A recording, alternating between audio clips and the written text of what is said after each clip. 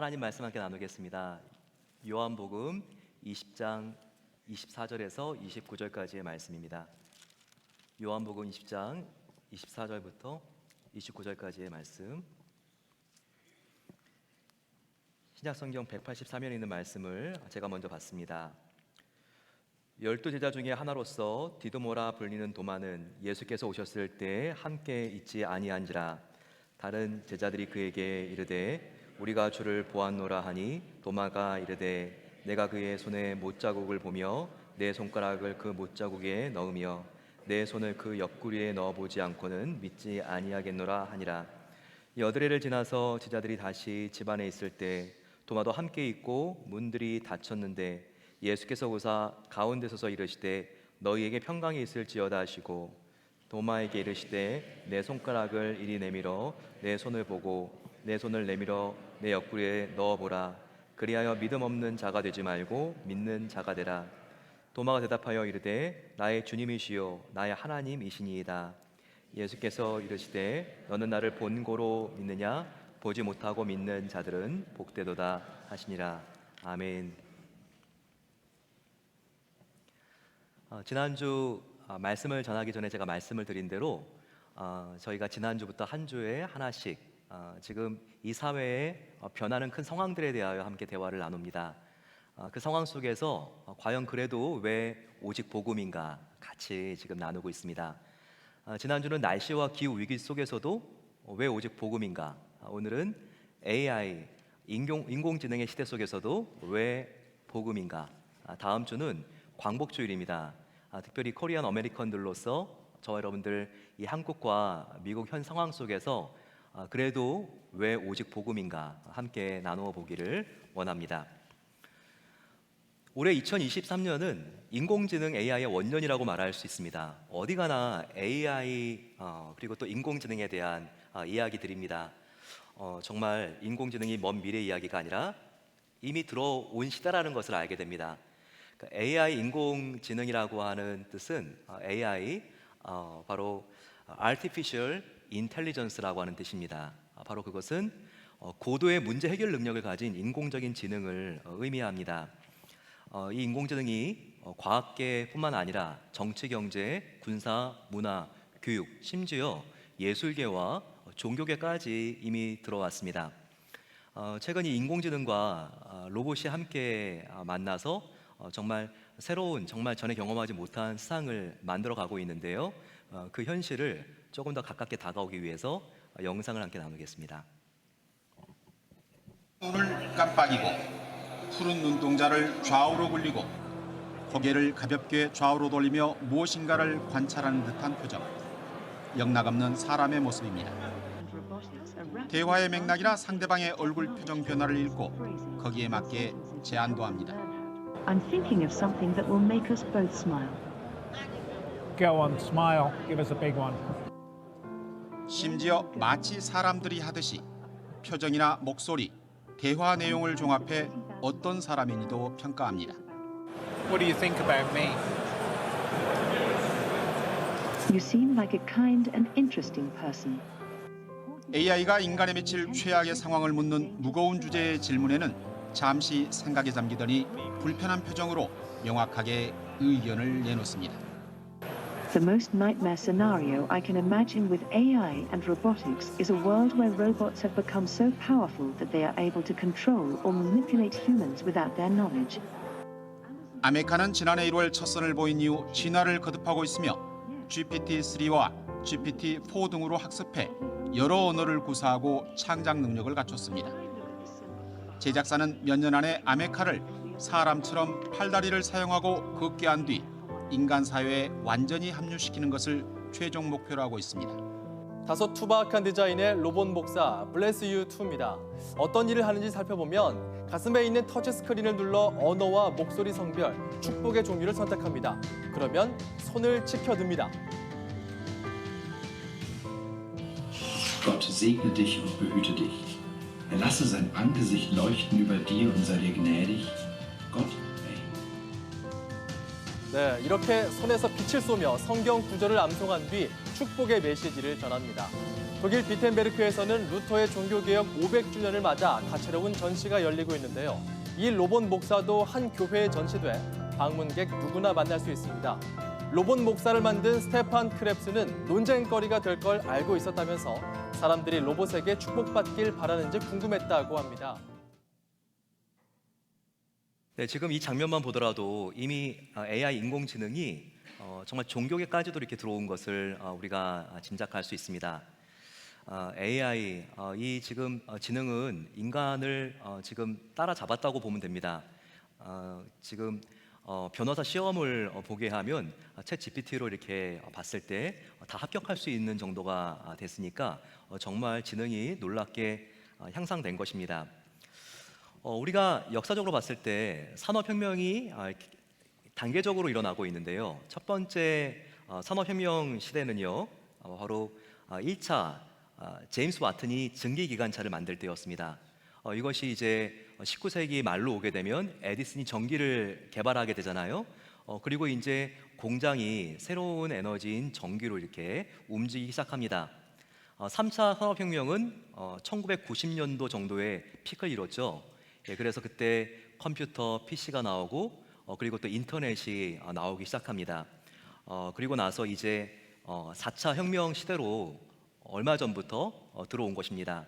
이것은 3차는 연결 시대지만 4차는요 이제 인공지능 시대가 되면서 초연결, 초지능 사회가 이렇게 된 것이죠. 그래서 정말 지식이 눈부시는 정도가 아니라 정말 빛 같은 속도로 발전합니다. 1년 사이에 몇십 년 아니 몇백 년 동안 일어났던 변화들이 그렇게 쏟아져 나오고 세상을 바꾸고 있죠. 그런데 이게 성경에 이미 다 예언된 사건이라는 것을 아시나요? 다니엘서에 나와 있습니다. 같이 한번 다니엘서 우리 본문 12장 4절 말씀 읽어보겠습니다. 시작. 다니엘이 마지막 때까지 이 말을 간수하고 이 글을 통합하라. 많은 사람이 빨리 왕래하고 지식이 더하리라. 예. 하나님께서 다니엘에게 마지막 때까지 이 말을 간수하고 이 글을 봉합하라. 예, 봉하라는 것이죠. 사람이 빨리 왕래하면서 지식이 더하리라. 인터넷 초고속 시대를 이렇게 예견한 말씀으로 지금 이렇게 예언이 되어 있습니다.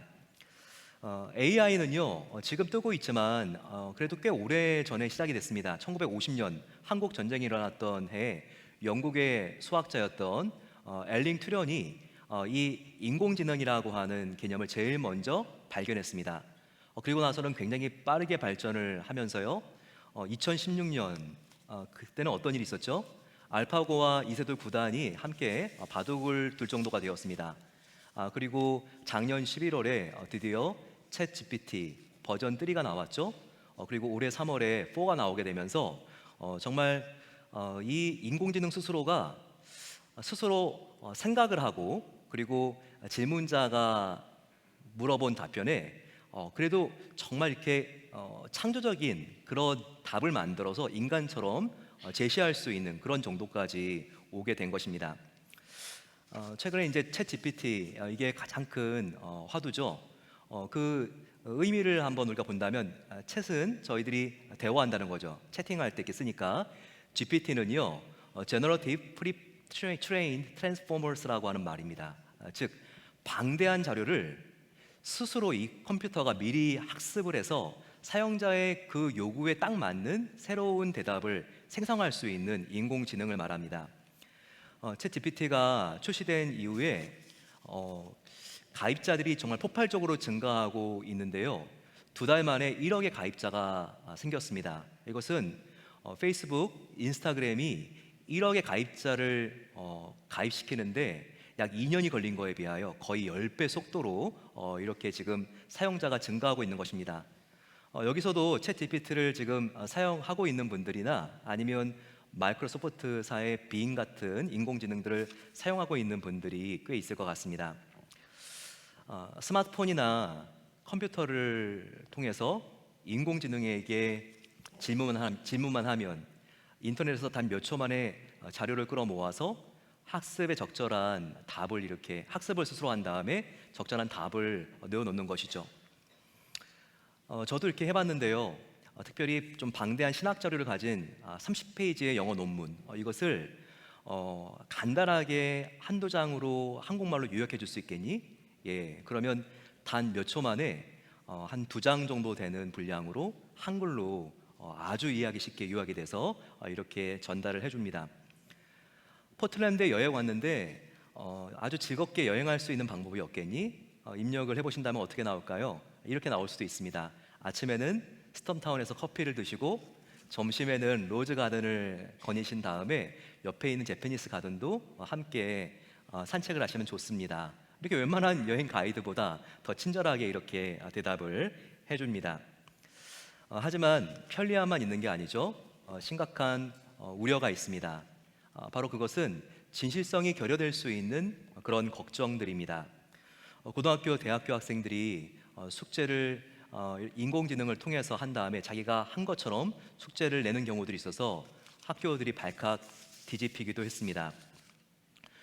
또한 과거의 보이스피싱이라든지 금융 사기 같은 거는요, 누군가 나를 대신해서 이렇게 편지를 이메일을 보냈을 때 읽는 사람이 이거 내 친구는 맞는데 이름이 좀 글이 어색하네, 로봇이 쓴 게 아닌가 짐작할 수가 있었죠.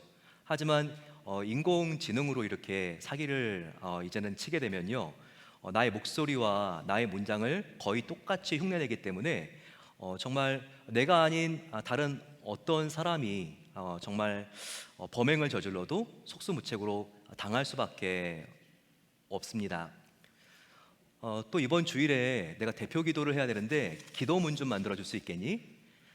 주일학교 가서 내가 아이들에게 오늘 요한복음 3장 16절을 가르치려고 그러는데 교환을 좀 짜줄 수 있겠니? 그렇게 대답하면 바로 답이 나오죠. 하지만 여기에도 문제가 있습니다. 방대한 자료를 이 AI 인공지능이 한순간에 끌어모아서 답을 주기 때문에 그 안에는 신중하게 검증되지 않은 이단의 자료들이 들어갈 수 있을 수 있습니다. 그래서 우리가 더 많은 이단성에 노출될 수 있는 그런 위험들이 생길 수가 있다는 것입니다. 하지만 무엇보다 큰 위험은요, 영상에서 우리가 함께 나누었듯이 우리가 도움을 받기 위해서 인공지능을 만들었는데 인공지능이 인간을 통제하고 지배하는 세상이 올 수도 있다는 것입니다. 벌써 인공지능이 굉장히 많은 일자리를 빼앗아 가고 있습니다. 얼마 되지 않아서 현재 있는 일거리의 4분의 1 정도가 인공지능 때문에 없어진다고 하죠. 최근에 식당에 가보시면 꽤 많은 식당이 벌써부터 로봇을 운영하지 않습니까? 예, 종업원 같이 나와서 메뉴를 주문을 받고 그리고 또 음식을 가지고 오고 결제를 하고 접시까지 내어갑니다. 저도 2년 전에 벌써 오레곤 스테이트 유니버시티에 갔는데요. 거기에 이렇게 개같이 생긴 그런 로봇들이 배달을 다니고 있더라고요. 음식물 배달을요. 참 이걸 보면서 곧 사라질 일자리는 지금 단순한 일뿐만 아니라 이제 의료, 금융, 법률, 전문적인 그런 직종들까지 이제는 위협을 받게 생겼습니다. 테슬라는 이제 곧 로봇으로만 운영된 그런 공장, 사람이 차를 만드는 게 아니라 로봇으로만 전 공정 과정이 진행되는 그런 공장을 지금 오픈하는 것이 얼마 남지 않았다고 그렇게 보고하고 있습니다. 그리고 아마존도 마찬가지죠. 매년 52만 개의 로봇가 지금 공장에 투입이 되고 있습니다. 그만큼 또 사람이 노동하는 그런 이렇게 인력들은 계속해서 줄고 레이오프가 이루어지게 될 수가 있습니다.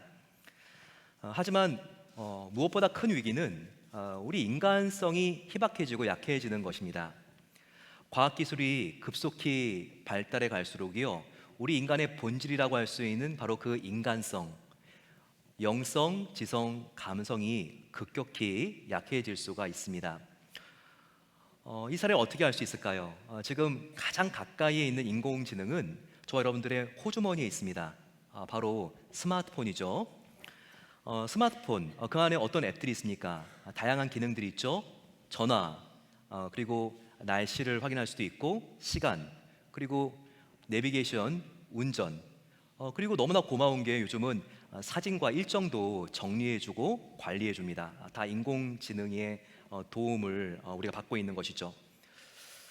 그런데 스마트폰으로 편리해지긴 했지만 폰이 없으면 저와 여러분들 아무것도 못하지 않습니까? 정말 과거에는요, 그래도 전화번호 5개 정도는 기억하고 있었습니다. 하지만 제가 요즘 이렇게 성도님 만나면서 따님 전화번호가 어떻게 되죠? 그러면 기억하는 분이 아무도 없습니다. 어디론가 우리가 운전하고 갈 때도요, 과거에는 우리가 내비게이션 사용하지 않고 기억으로 동선을 기억하면서 따라갔어요. 하지만 요즘 우리가 스마트폰을 집에 놓고 출근하게 된다면요, 하루의 모든 일과가 마비될 정도로 그렇게 우리는 이 인공지능 때문에 무능하게 되었고 그리고 무능력한 존재가 되었습니다. 정말 너무나 역설적이고 아이러니가 아닐 수 없습니다. 인공지능은 능동적인데 인간은 수동적이 되었습니다. 인공지능은 인간의 생각을 모방하고 있는데 정작 호모사피엔스라고 하는 생각하는 존재인 인간은 생각을 하지 않게 되었습니다. 이렇게 되면요, 이 세상에 새로운 양극화가 생기고 이 양극화가 더욱더 심각해진다는 것을 우리가 알게 됩니다. 현재까지는요, 경제적인 양극화가 심각했죠. 오징어 게임이라든지 혹은 우리가 기생충 같은 영화를 보더라도 적은 숫자의 많이 가진 자 그리고 정말 대다수의 가난한 자, 이 사이에 경제적인 양극화가 이루어지게 되었죠. 하지만 인공지능 때문에 새로운 양극화가 더욱더 심화될 예정입니다. 바로 그것은 경제적인 양극화보다 더욱더 심각한 존재적인 양극화입니다. 존재적인 양극화란 무엇인가? 이것은요, 소수지만 적극적으로 능동적으로 사고하면서 인공지능을 개발하고 운영할 수 있는 사람들과 그 반대의 사람들로 이 세상이 나뉘어지는 것입니다. 그 반대의 사람들이란 인공지능에 길들여진 나머지 생각하지도 않고 창의력도 없고 기계에 끌려다니는 다수의 사람들을 말합니다. 이렇게 두 존재로 인간들이 나뉘어지는 거예요. 하지만 더 심각한 문제가 있습니다. 그것은 이런 존재적인 양극화를 넘어서 신앙적인 양극화가 교회 안에서도 일어날 수 있다는 것입니다. 이것은 조금 더 뒤에 우리가 자세하게 살펴볼 것이지만, 신앙과 복음을 전하기 위해서 인공지능을 적극적으로 다스리고 그리고 활용할 수 있는 성도들과 반대로 인공지능에 길들여지고 중독되어 지배를 당해서 하나님과 멀어지게 되고 결국 신앙도 포기하게 되는 성도들이 생기게 될 수 있다는 것입니다. 현대 많은 사람들은요, 정말 하나님께 도움을 청해야 되는데 이런 도움을 인공지능에게 청하고 부탁하는 경우가 많지 않습니까? 또 하나님과 나누어야 될 친밀한 대화의 시간, 교제의 시간을 인공지능에게 다 내주게 되고 인공지능과 함께 보내게 됩니다. 어느새부터 인공지능은요, 하나님의 역할을 하고 있습니다. 그래서 우리가 정말 깨어있지 않으면 이 인공지능이 하나님으로 둔갑해서 우리를 위협할 수 있고 우리의 신앙을 완전히 갉아먹을 수 있는 그런 강력한 우상이 될 수 있다는 것을 우리는 조심하고 깨어 있어야 합니다. 하지만 인공지능의 시대가 이미 되었고 우리가 이미 그 안으로 들어와 버렸는데 마냥 거부할 수 있을까요? 그렇지 않습니다. 우리가 인공지능 이 시대에는요, 우리가 AI를 거부하기보다 분별해서 잘 사용하는 지혜가 필요한 것을 알아야 합니다. 긍정적인 면은 우리가 받아들여야 되는 거죠. 하지만 부정적인 면, 단점이 발견된다면 그것은 보완할 수 있으면 되는 것입니다. 어떻게 하면 단점과 장점을 분별할 수 있을까요? 바로 그 지혜가 어디로부터 오는 걸까요?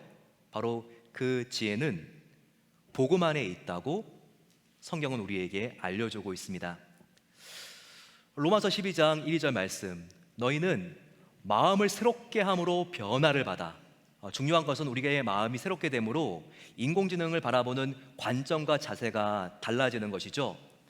우리가 이렇게 복음 앞에 서서 인공지능을 우리가 하나님 기뻐하시는 그런 채널로 우리가 이용할 수 있도록 그렇게 깨어 있을 때 이 인공지능은요, 우리 영을 위협하는 게 아니라 우리의 영을 또한 건강하게 만들고 그리고 복음을 전달할 수 있는 강력한 전달의 매체가 될 수 있습니다.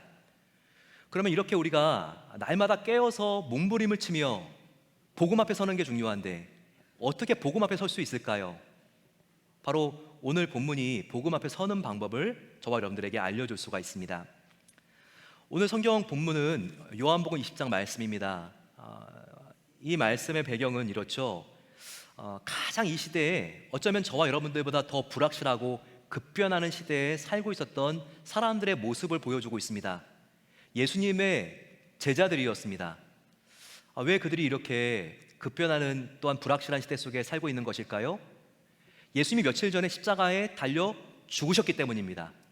그리고 로마의 군병들과 대제사장의 하속들은요, 지금 예수님을 잡은 것처럼 그렇게 자기들 제자들을 잡기 위하여 그렇게 지금 추격하고 있는 상황입니다.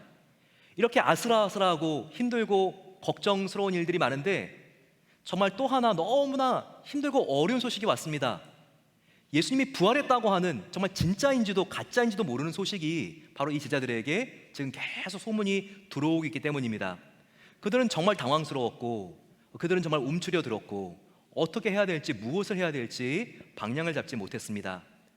바로 이렇게 두려워하고 떨고 있는 제자들에게 부활하신 예수님이 나타나십니다. 그리고 예수님께서 하신 말씀과 보여주신 행동이 저와 여러분들에게 이 인공지능 시대를 살아가는 저와 여러분들에게 우리가 어떻게 해야지 복음 앞에 설 수 있는지를 가르쳐 준다는 거예요. 저와 여러분들도 이 제자들처럼 급변하고 어떻게 될지 모르겠는 이 상황 속에서 정말 너무나 두려워하고 움츠러들고 내 자신의 두려움의 감옥 안에 감금되어서 떨고 있지는 않습니까?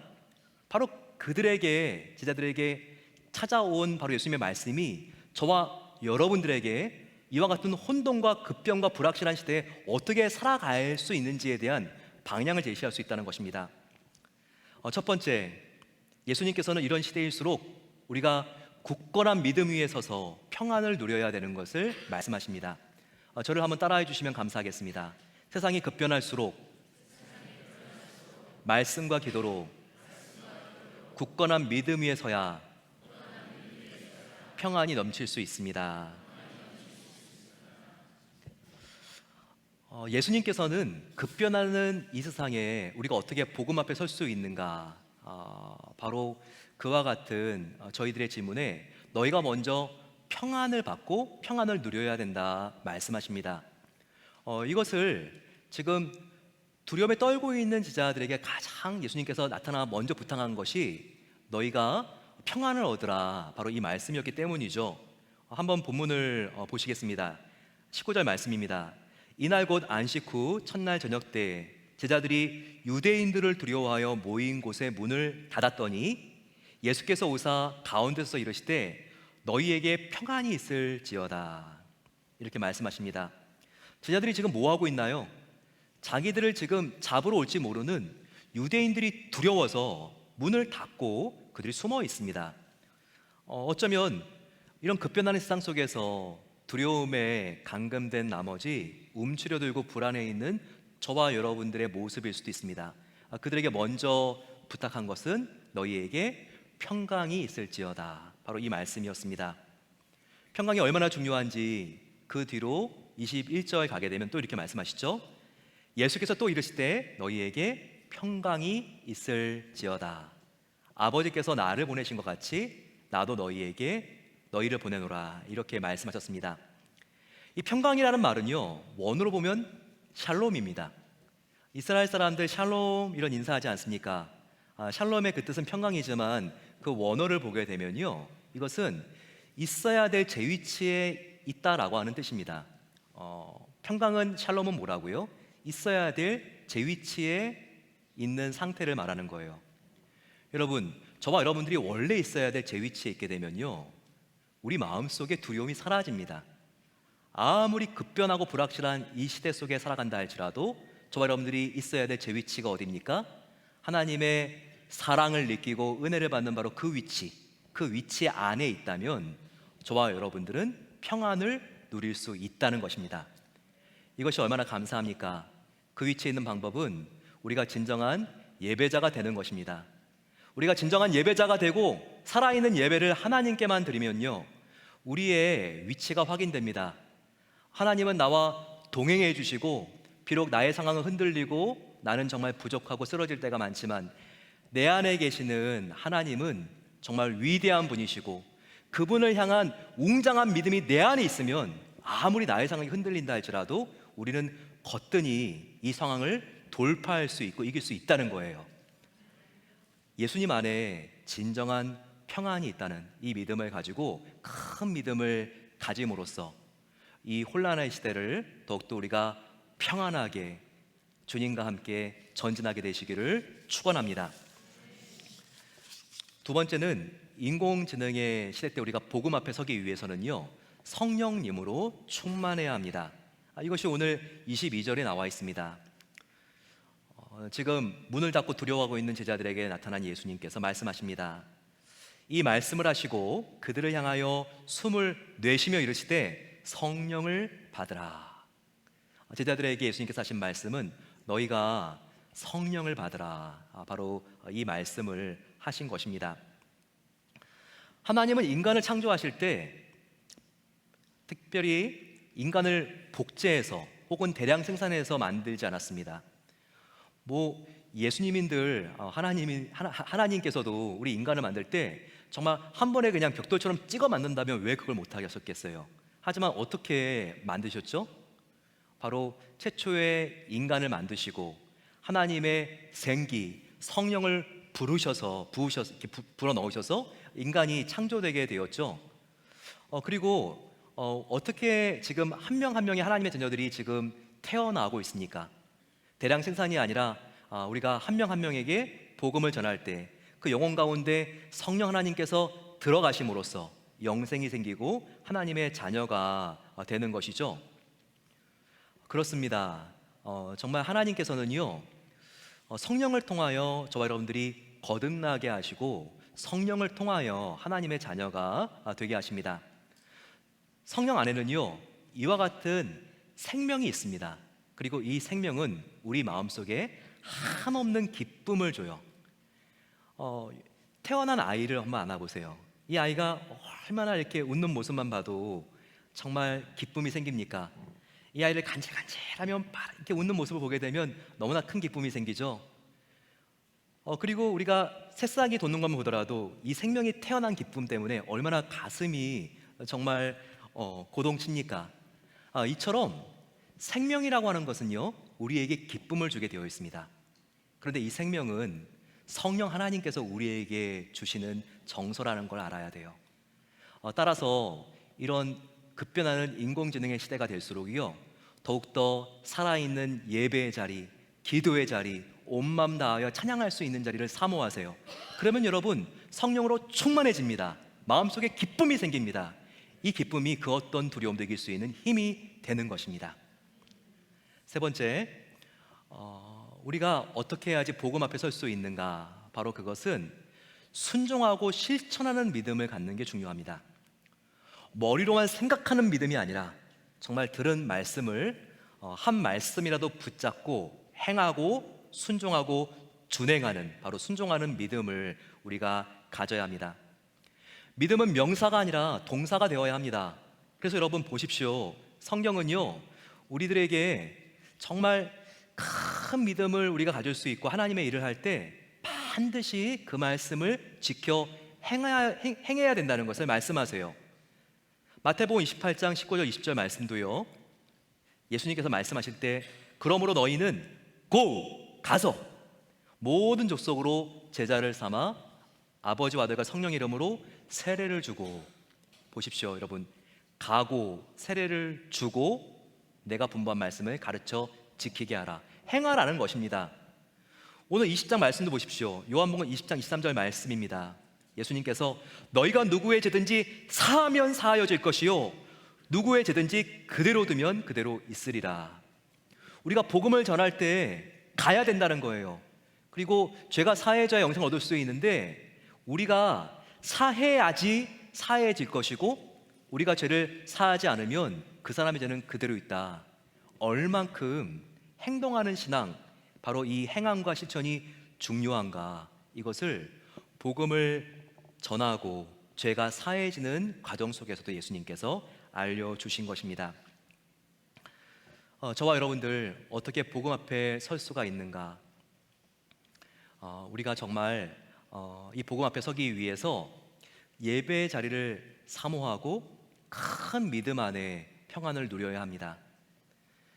그리고 우리가 성령 하나님으로 내 안을 충만하게 채워야 그 기쁨이 두려움과 무서움을 몰아낼 수가 있죠. 그리고 머리로만 믿는 믿음이 아니라 우리가 그 말씀을 지켜 행하고 실천하고 준행할 때 우리의 삶에 인생의 목적과 가치와 방향이 생기고 우리는 정말 하나님이 기뻐하시는 뜻대로 인공지능을 어떻게 사용해야 될지 분별할 수 있고 또 하나님께서 기뻐하시는 제자의 길을 갈 수 있다는 것입니다. 이어령 박사 문화부 장관을 역임하셨죠. 이미 이 세상을 떠나셨습니다. 정말 한국 역사 5,000년 중에 가장 지성인이라고 이렇게 꼽는다면 한 명을 고르라면 한국 사람들은 이어령 박사를 이렇게 대답한다고 하는 통계가 있을 정도죠. 그분이 인생의 말기에 유교에서 기독교로 회심하시고요.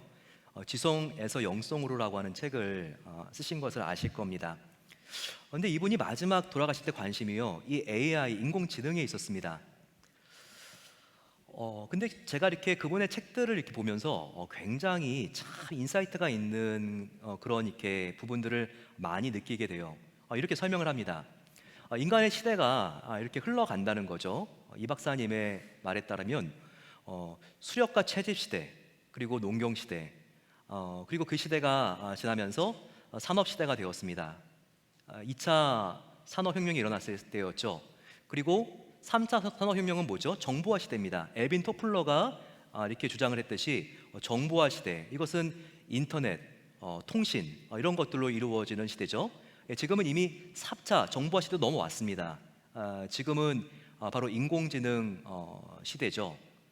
바로 이것은 초연결 그리고 초지능 시대로 이미 4차 산업 시대로 지금 넘어오게 되었습니다. 그런데 이 이어령 교수는요, 이 3차 산업 시대, 이 정보화 시대 때 참 중요한 것은 이것은 지능인데 4차 산업 시대 때 정말 중요한 것은 이것은 생명이라고, 정보화 시대에서 이제는 생명화 시대, 바로 이것으로 넘어온 게 3차 산업혁명에서 4차 산업혁명으로 넘어왔다고 그렇게 주장을 합니다. 이게 근데 굉장히 그 안에 인사이트가 있습니다. 한번 지난 산업화 시대와 정보화 시대가 지능이 얼마나 중요한 시대였는지 한번 생각해 보기 위해서 우리가 한번 이렇게 생각해 볼까요? 여기 계단이 있습니다. 층계가 있는데 이 층계를 누가 가장 잘 올라가는가? 과거에는 힘이 센 사람이 더 잘 올라갔습니다. 그래서 여자보다는 남자가 계단은 더 힘이 보통 세니까 잘 올라가고, 어린 아이보다는 청년이, 노인보다는 청년이 훨씬 더 이 계단을 잘 올라가겠죠. 이게 바로 농경 시대, 그 전에 산업화 시대였다는 거예요. 그 전에는요, 뭔가 이렇게 힘이 세야지 계단도 더 높이 올라가는 것처럼 사냥감도 많이 잡고 힘이 세야지 뭔가 더 성공할 수 있는 시대였다는 거예요. 정보화 시대도 더 좋은 학교를 나와야지, 더 많이 공부를 해야지 더욱더 성공한 것으로 인정받는 그런 시대였다는 것이죠. 하지만 이제 4차 산업 시대가 되면서 완전히 이와 같은 틀과 패러다임이 바뀌었다는 것입니다. 계단을 얼마나 빨리 올라가는가는요, 엘리베이터가 발명된 다음부터는 중요하지 않게 되었습니다. 남자나 여자나 어린아이나 청년이나 노인이나 다 엘리베이터만 타면 다 올라갈 수 있기 때문입니다. AI 시대, 인공지능 시대는요, 이제 IQ가 100이냐 200이냐 300이냐가 중요하지 않아요. 다 인공지능이라는 똑같은 엘리베이터를 타고 움직이고 있기 때문에 이제 중요한 것은요, 지능, 어느 학교를 나왔는가, 얼마나 많이 배웠는가, 이게 중요한 게 아니라는 거예요. 이제 승패는 무엇입니까? 인공지능과 기계가 할 수 없는 것, 그것을 소중히 여기고 할 수 있는 사람, 바로 이것이라는 게 바로 이어령 박사의 해안입니다. 바로 그것은 생명이라는 것입니다. 인공지능은요, 뭔가를 섭취하고 그리고 배설하고 생식할 수는 없습니다. 생명이 아니니까. 생명만 없으니까 영생을 꿈꿀 수 없고 영생을 나눌 수가 없는 존재입니다. 하지만 오직 인간, 우리 그리스도인만이 진정한 생명, 영생을 나눌 수 있는 존재들이기 때문에 오히려 이 4차 산업혁명, 바로 정보화 시대를 넘어서 생명화 시대가 되었을 때 인간성은 더욱더 메마를 수 있지만 우리가 주님 앞에 복음 앞에 깨어 있기만 한다면 진짜 복음과 진짜 교회와 진정한 크리스찬이 이제는 빛을 발하는 시대가 되었다는 것을 우리가 알아야 합니다. 여러분, 저희가 더욱더 살아있는 이 복음을 체험하기 위해서 예수님도 말씀하셨잖아요. 그렇게 못 믿겠으면 나의 이 못자국 난 손과 나의 이 옆구리에 있는 창에 너의 손을 넣어보아라. 이런 체험적인 신앙이 지식적인 신앙보다 얼마나 중요한지를 말씀하셨죠. 하지만 예수님은 그거보다 한층 더 중요한 말씀을 하고 오늘 대화를 마치셨습니다. 하지만 눈으로 보고 믿는 자가 아니라 보지 않고 믿는 자가 더욱더 복되도다. 이것은 하나님과 더욱더 우리가 친밀한 교제의 시간을 가짐으로써 보이는 세계뿐만 아니라 보이지 않는 세계 속에서도 함께 계신 그 하나님을 우리가 믿고 따르고 내 안에 영생 있는 것을 기뻐하고 또 영생을 나누는 이와 같은 사명을 소중히 여길 때 가능한 것입니다. 여러분, 이제 AI 시대가 되면 중요한 거는요, 우리가 얼마나 많이 아느냐보다 이런 것들은 컴퓨터가 도와줄 수 있기 때문에 좋은 질문을 던지는 거, 이게 참 중요한 것일 수가 있습니다. 선한 마음이 기반이 된 지혜가 있어서 좋은 질문을 깊이 만들 수 있는 바로 그 사람, 그리고 뭔가 AI가 답을 해줬을 때 그것을 꾸준하게 실천할 수 있는 의욕과 의지를 가진 사람, 바로 이런 사람이 인공지능 시대 때 정말 하나님의 사명을 감당할 수 있는 사람인 것입니다. 저와 여러분들 더욱더 우리가 분발하시기 바랍니다. 인공지능 시대가 언젠가 올 게 아니라 이미 내 주머니 안에 있는 바로 이 스마트폰으로 인공지능 시대가 왔습니다. 물어보세요. 이 스마트폰 때문에 내가 하나님과 지금 멀어지고 있는가? 아니면 이 스마트폰 때문에 내가 하나님과 가까워지고 있는가?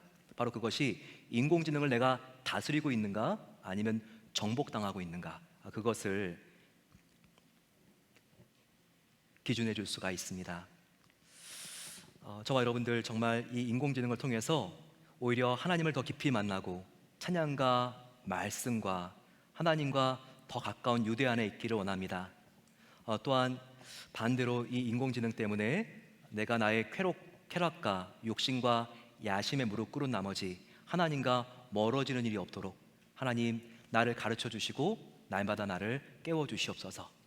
이런 믿음을 가지고 인공지능의 시대에 더욱더 우리가 생명화를 부르짖음으로써 우리 주위에 있는 사람들을 생명의 아름다움으로 물들일 수 있는 그 은혜가 함께 하시기를 축원합니다. 찬양팀 이 시간 나와주시고요. 저희들 함께 이 시간 세상은 흔들리고 사람들은 변합니다. 하지만 그래도 나는 주님을 따르고 주님을 기뻐하며 주님을 따라가겠습니다. 우리 함께 이 찬양으로 함께 일어나셔서 저희 찬양하며 나아가겠습니다.